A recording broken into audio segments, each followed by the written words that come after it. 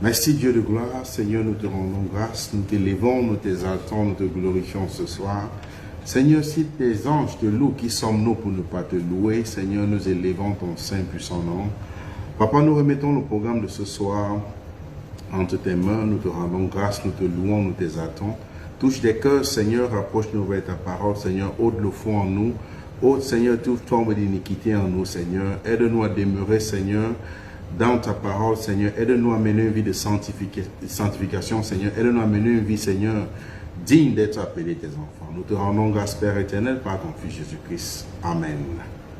Shalom à tout le monde. Merci, mon frère Flavien. Merci. Courage à toi aussi.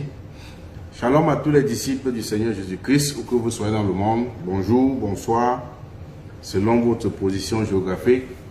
Bienvenue dans ce repas spirituel où nous allons savourer le repas du Seigneur. Avant de commencer avec le programme de ce soir, je vais vous encourager pour vous abonner à notre groupe Facebook qui est Enfants obéissants de Dieu. On a un groupe Facebook qui est Enfants obéissants de Dieu. Et sur notre page YouTube, pour ceux qui ont des soucis en français, donc pour ceux-là qui parlent anglais uniquement, c'est Jesus Christ Trumpet. Nous partageons les messages là-bas en anglais uniquement. Et sur Facebook, nous sommes live en français. Et tout ça pour la gloire de Dieu. Nous faisons ça pour élever le nom de l'Éternel. Mais pour ceux-là qui aiment l'évangile bonbon, qui aiment l'évangile où on compromet la parole de Dieu, l'évangile où chacun se lève et dit « Ah, je veux ceci, je veux cela ». Ce genre de message, je ne prêche pas ce genre de message. Nous partageons la parole de Dieu, nous partageons la parole de Dieu selon le contexte des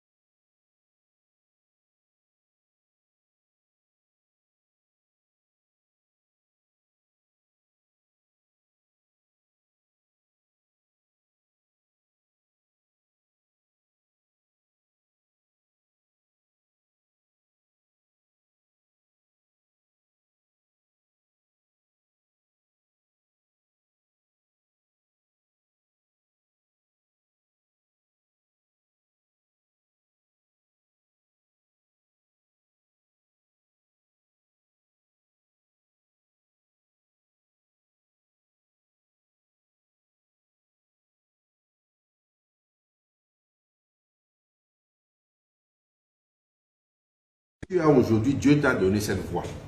Utilise cette voix pour le louer. Dans la Nouvelle Alliance, louer ou adorer Dieu n'est pas un sacerdoce réservé qu'aux chantes ou aux choristes ou aux gens qui ont une belle voix. Louer et adorer Dieu, c'est tous les véritables chrétiens. C'est toute personne qui a accepté Christ. C'est toute personne qui vit cette nouvelle alliance-là, qui vit cette nouvelle vie. Tu as mandat, tu as le commandement, tu as cette nouvelle nature-là en toi de louer Dieu en tout temps et en tout lieu. Ce n'est pas uniquement ceux-là qui chantent. Certaines personnes peuvent chanter, ils ont le zèle de chanter. Oui, nous sommes d'accord. Mais ça ne fait pas de ça un ministère pour dire que ce n'est que ceux qui ont des bonnes voix qui doivent louer Dieu. La Bible dit louer Dieu, louer l'Éternel, que tout ce qui respire loue l'Éternel. Et beaucoup d'églises aujourd'hui, je ne sais pas si c'est peut-être par ignorance, ils ont fait de la louange ou bien de l'adoration. Ils ont fait une hiérarchie et je suis allé dans plusieurs églises où on m'a dit ah, tu ne peux pas chanter, ces gens-là chantent, il faut travailler ta voix. J'ai failli rire parce que j'ai eu même ce débat avec ma petite soeur. Je lui ai dit, je chantais, et un jour elle me dit, mais si ma voix est plus fine que la tienne, si Dieu se bat sur la voix, on peut écouter ta louange. Et je lui ai fait cet enseignement. C'est une hérésie que beaucoup de personnes le font par ignorance ou d'autres par cupidité. Donc l'adoration, la louange que Dieu réclame, c'est toute personne, tout véritable chrétien, un véritable chrétien qui est en Christ. Parce qu'on va voir aussi pourquoi j'insiste sur le terme être en Christ. Louer Dieu devrait être le mode de vie de tout véritable chrétien. Toute personne qui est en Christ, la louange et l'adoration, louer Dieu, c'est un mode de vie. Ce n'est pas un ministère pour d'autres personnes. Louer Dieu, c'est en quelque sorte, comment je peux prendre quel exemple? La Bible dit que toute personne loue Dieu. Et c'est comme prier. Il n'y a pas des gens qui doivent prier, d'autres ne prient pas. Toute personne doit prier. Donc louer Dieu, ce n'est pas un ministère pour une tierce personne, mais tout véritable chrétien devrait louer l'Éternel. C'est ce que la Bible nous enseigne.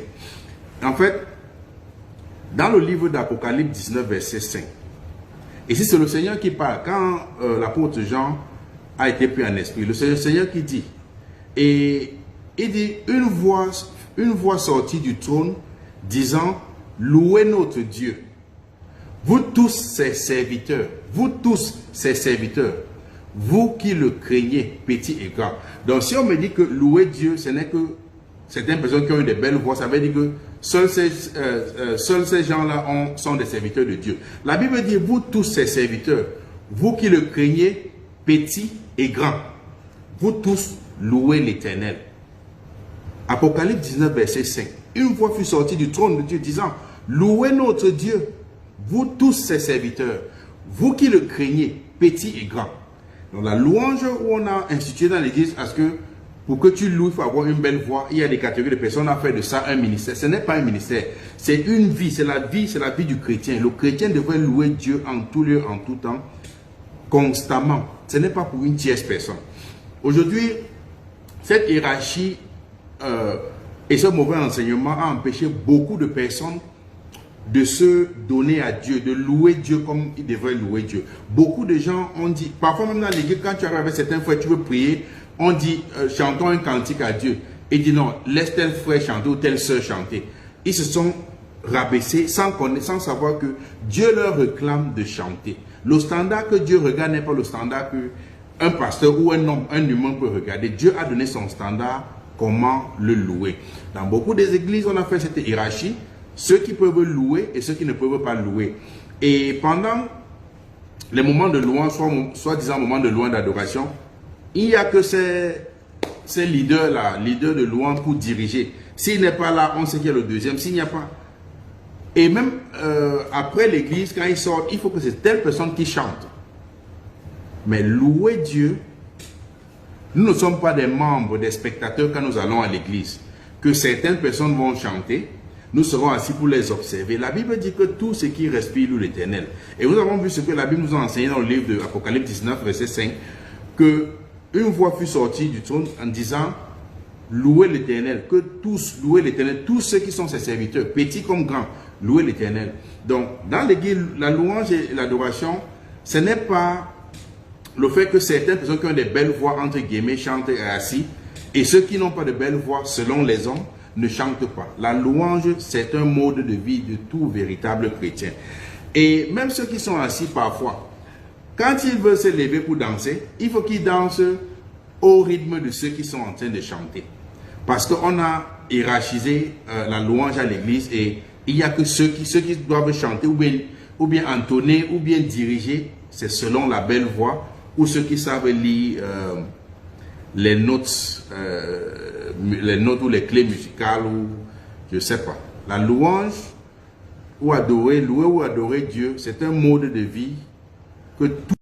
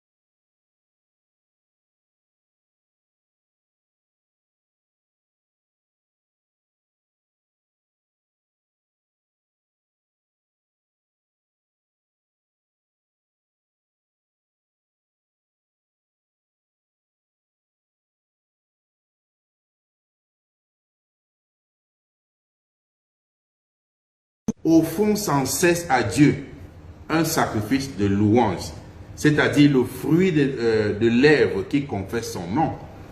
Et donc, tout véritable chrétien devrait constamment offrir les louanges ou adorations à Dieu et non le faire périodiquement. Et si le fruit de nos lèvres, devrait confesser le nom de l'Éternel, cela veut dire que nous devrons faire très attention comment nous utilisons nos lèvres. Soit c'est pour bénir ou c'est pour haïr. La véritable louange ou l'adoration, selon Dieu, n'est pas celle qui se fait par les œuvres de la chair. La véritable louange selon Dieu, la véritable louange que Dieu approuve, est celle qui se fait en esprit, basée dans la vérité et dans la pureté de notre cœur. Voilà la louange que Dieu accepte. Aujourd'hui, il suffit de se déguiser, chanter en utilisant les mots chrétiens ou bien les mots bibliques. Oh, il loue Dieu. La véritable louange que Dieu accepte, c'est la louange qui se fait en esprit et en vérité. Et nous allons voir pourquoi Dieu utilise ce mot en esprit et en vérité. C'est quoi l'esprit, c'est quoi la vérité? Dans ce contexte, dans la parole de Dieu.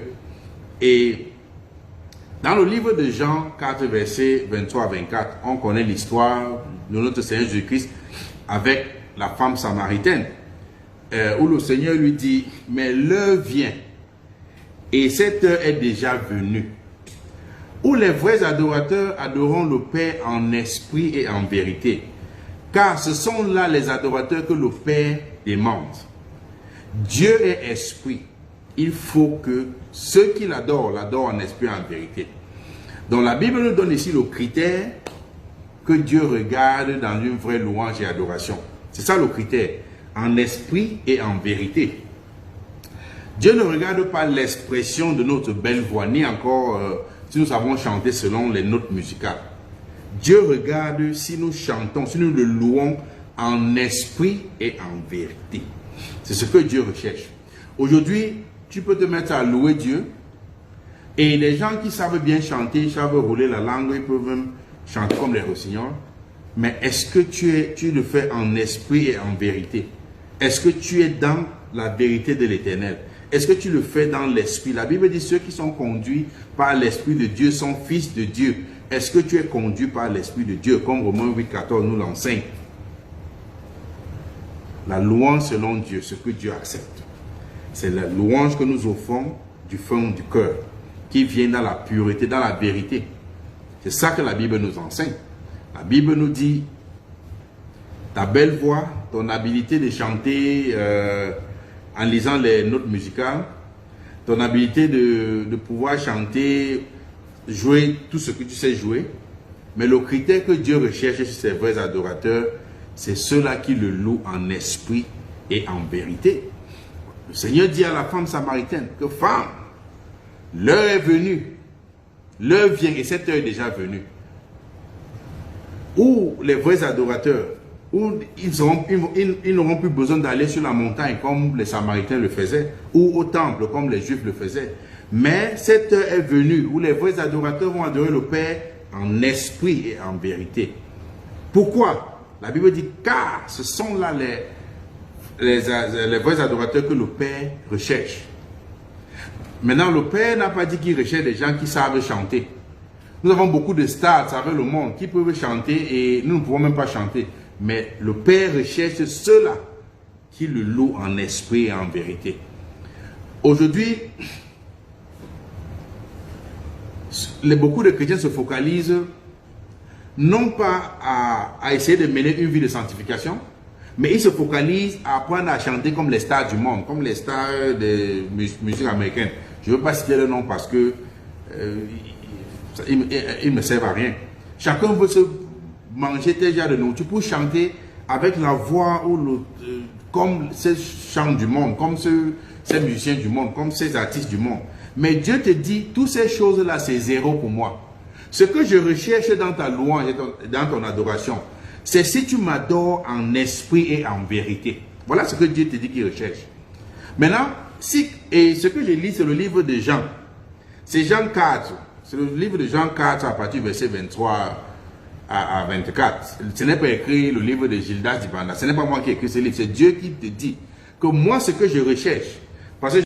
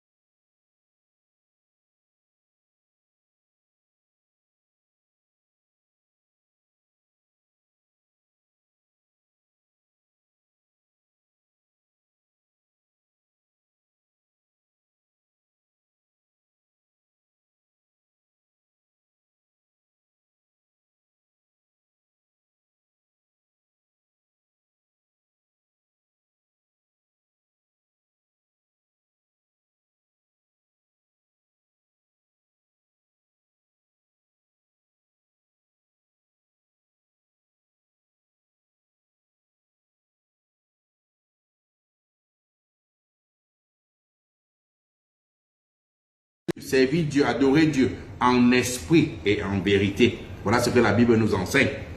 Donc, la Bible révèle aussi que Christ est le seul moyen pour que nous soyons véritablement affranchis.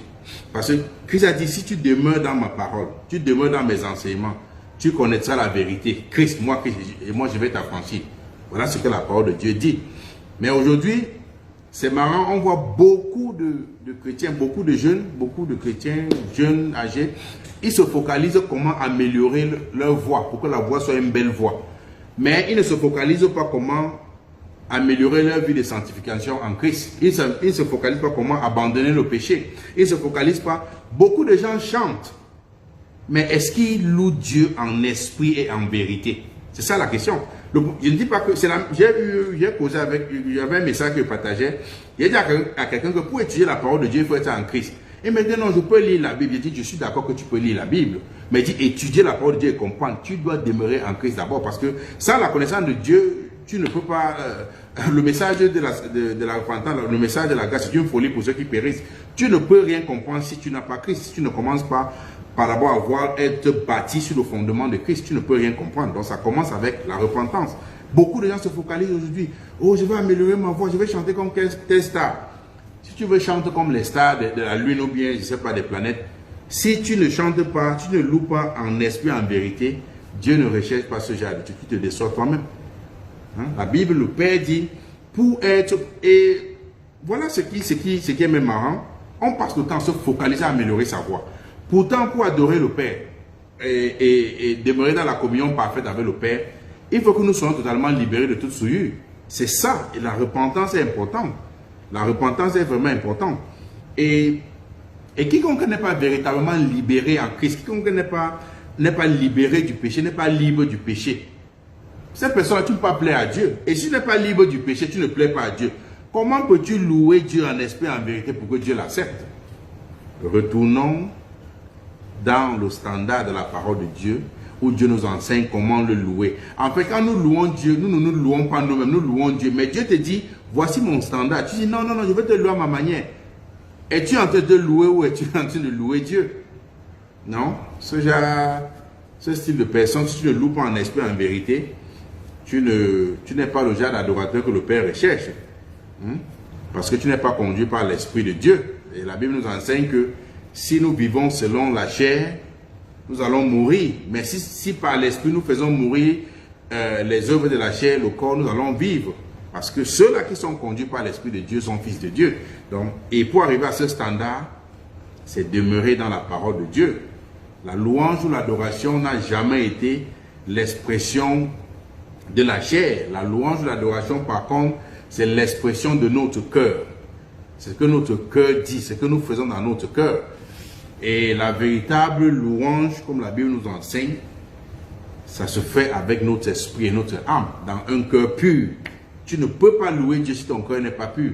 Et pour que ton cœur soit pur, il n'y a que le Seigneur Jésus-Christ que Dieu a envoyé pour nous purifier. Il n'y a aucun nom sur la terre, comme le dit Actes des Apôtres 4, verset 12, qui nous a été donné, par lequel nous pouvons être sauvés. Seul le nom de notre merveilleux Seigneur Jésus-Christ. Donc, on ne peut pas être pur, on ne peut pas avoir un cœur pur si nous n'avons pas, si on ne s'est pas libéré du péché.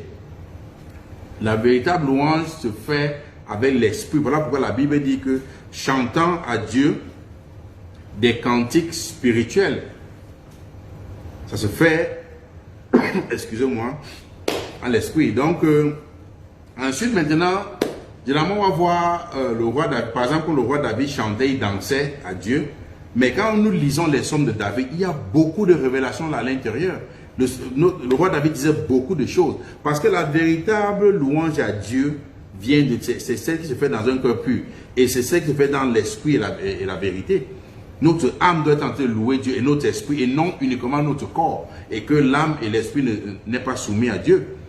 Nous ne pouvons pas juste chanter avec la bouche ou applaudir et dire que nous sommes en train de louer Dieu. La véritable louange se fait, celle qui vient de l'esprit et l'âme de l'homme dans un cœur pur. Voilà la véritable louange que Dieu m'a enseigné, m'a fait comprendre. Et je me souviens quand j'étais au Nigeria, j'avais eu beaucoup de certains chants que j'avais écrits pour chanter. Et quand je m'ai fait comprendre, il m'a dit que tu voulais chanter pour faire quoi? Pour vendre ou bien tu voulais chanter quoi?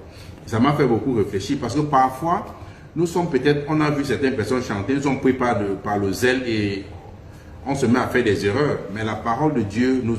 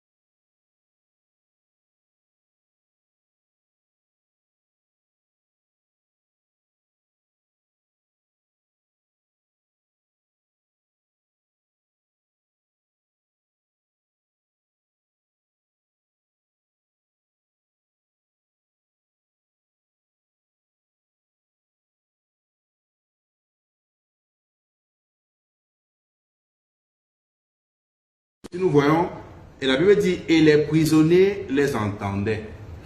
Tout à coup, il se fit un grand tremblement de terre, en sorte que les fondements de la prison furent ébranlés. Au même instant, toutes les portes s'ouvrirent, toutes les portes au templement s'ouvrirent, et les liens de tous les prisonniers furent rompus. Tu vois, la louange ou l'adoration selon la Bible, c'est le mode de vie de tous les véritables chrétiens. Et ce n'est pas un ministère pour certaines catégories de personnes, où les maîtres chantent, ou machin. Non, tout ça c'est pour louer Dieu. Parce que Paul était un apôtre. On connaît que Paul était un apôtre. Il n'était pas maître chante ou bien maître choriste ou machin. La Bible ne dit pas qu'il avait une belle voix, machin. Mais il louait Dieu. Il a prié, il louait Dieu avec Silas. Et on a vu la puissance dans la louange. Quand tu loues Dieu en esprit, en vérité, dans un cœur pur, avec un cœur pur, on voit comment Dieu exauce. La Bible dit que non seulement Dieu a fait, mais la gloire de Dieu se manifestait parce que les fondements même de la prison ont bougé. Beaucoup de temps aujourd'hui on dit, oh j'ai loué mais rien ne s'est passé. Parce que nous partons à l'église et parfois même, on va aller copier le morceau du monde. On vient changer seulement les paroles pour chanter ça à l'église. Ce n'est pas ce que... Pourquoi? Donc Dieu qui a créé tout l'univers, il n'a pas d'inspiration. Dieu voudrait que nous le louons en esprit, en vérité. Si tu loues en esprit, en vérité, Dieu guide tes pas et Dieu te fait comprendre comment le louer. Il te met les cantiques nouveaux dans la bouche, dans le cœur.